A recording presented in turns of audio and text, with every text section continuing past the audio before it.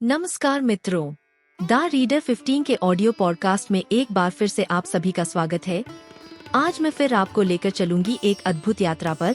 मैं बात कर रही हूँ दुर्गा सप्तशती के 12 अध्याय। दुर्गा सप्तशती का 12 अध्याय गुणों का स्तवन पर आधारित है। ध्यान। मैं 3 नेत्रों वाली दुर्गा देवी का ध्यान करती हूँ। उनके श्रीअंगों की प्रभा बिजली के समान है। वे सिंह के कंधे पर बैठी हुई भयंकर प्रतीत होती है। हाथों में तलवार और ढाल लिए अनेक कन्याएं उनकी सेवा में खड़ी है। वे अपने हाथों में चक्र, गदा, तलवार, ढाल, बाण, धनुष, पाश और तर्जनी मुद्रा धारण किए हुए हैं। उनका स्वरूप अग्निमय है तथा वे माथे पर चंद्रमा का मुकुट धारण करती है।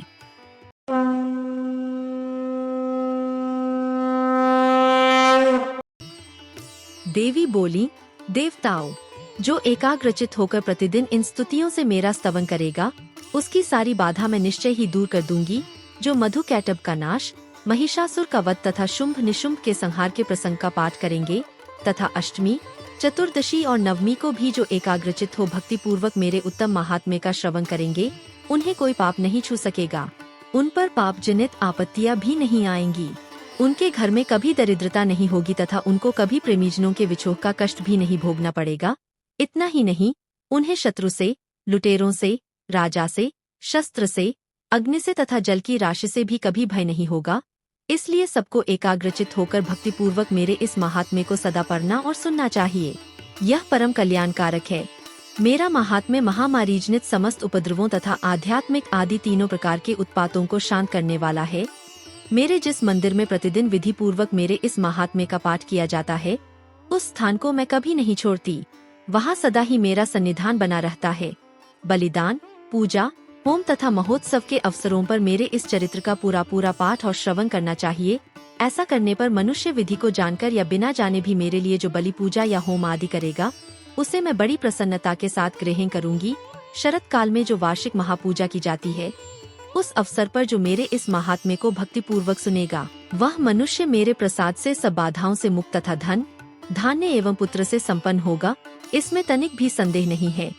मेरे इस महात्म्य, मेरे प्रादुर्भाव की सुंदर कथाएं तथा युद्ध में किए हुए मेरे पराक्रम सुनने से मनुष्य निर्भय हो जाता है। मेरे महात्म्य का श्रवण करने वाले पुरुषों के शत्रु नष्ट हो जाते हैं। उन्हें कल्याण की प्राप्ति होती तथा उनका कुल आनंदित रहता है। सर्वत्र शांति कर्म में बुरे स्वप्न दिखाई देने पर तथा ग्रह जनित भयंकर पीड़ा उपस्थित होने पर मेरा महात्म्य श्रवण करना चाहिए। इससे सब विघ्न तथा भयंकर ग्रह पीड़ाएं शांत हो जाती है और मनुष्यों द्वारा देखा हुआ दुःस्वप्न शुभ स्वप्न में परिवर्तित हो जाता है। बालक ग्रहों से आक्रांत हुए बालकों के लिए यह महात्म्य शांतिकारक है तथा मनुष्यों के संगठन में फूट होने पर यह अच्छी प्रकार मित्रता कराने वाला होता है। यह महात्म्य समस्त दुराचारियों के बल का नाश कराने वाला है। इसके पाठ मात्र से राक्षसों, भूतों और पिशाचों का नाश हो जाता है। मेरा यह सब महात्म्य मेरे सामीप्य की प्राप्ति कराने वाला है। पशु, पुष्प, अर्घ्य, धूप, दीप, गंध आदि उत्तम सामग्रियों द्वारा पूजन करने से, ब्राह्मणों को भोजन कराने से, होम करने से, प्रतिदिन अभिषेक करने से, नाना प्रकार के अन्य भोगों का अर्पण करने से तथा दान देने आदि से 1 वर्ष तक जो मेरी आराधना की जाती है और उससे मुझे जितनी प्रसन्नता होती है, उतनी प्रसन्नता मेरे इस उत्तम चरित्र का एक बार श्रवण करने मात्र से हो जाती है। यह महात्म्य श्रवण करने पर पापों को हर लेता और आरोग्य प्रदान करता है। मेरे प्रादुर्भाव का कीर्तन समस्त भूतों से रक्षा करता है तथा मेरा युद्ध विषयक चरित्र दुष्ट दैत्यों का संहार करने वाला है। इसके श्रवण करने पर मनुष्यों को शत्रु का भय नहीं रहता। देवताओं, तुमने और ब्रह्मर्षियों ने जो मेरी स्तुतियाँ की है तथा ब्रह्मा जी ने जो स्तुतियाँ की है, वे सभी कल्याण में बुद्धि प्रदान करती है। वन में, सूने मार्ग में अथवा दावानल से घिर जाने पर, निर्जन स्थान में लुटेरों के दाव में पड़ जाने पर या शत्रुओं से पकड़े जाने पर अथवा जंगल में सिंह, व्याघ्र या जंगली हाथियों के पीछा करने पर, कुपित राजा के आदेश से वध या बंधन के स्थान में ले जाए जाने पर अथवा महासागर में नाव पर बैठने के बाद भारी तूफान से नाव के डगमग होने पर और अत्यंत भयंकर युद्ध में शस्त्रों का प्रहार होने पर अथवा वेदना से पीड़ित होने पर, किंबहुना सभी भयानक बाधाओं के उपस्थित होने पर जो मेरे इस चरित्र का स्मरण करता है, वह मनुष्य संकट से मुक्त हो जाता है। मेरे प्रभाव से सिंहादि हिंसक जंतु नष्ट हो जाते हैं तथा लुटेरे और शत्रु भी मेरे चरित्र का स्मरण करने वाले पुरुष से दूर भागते हैं।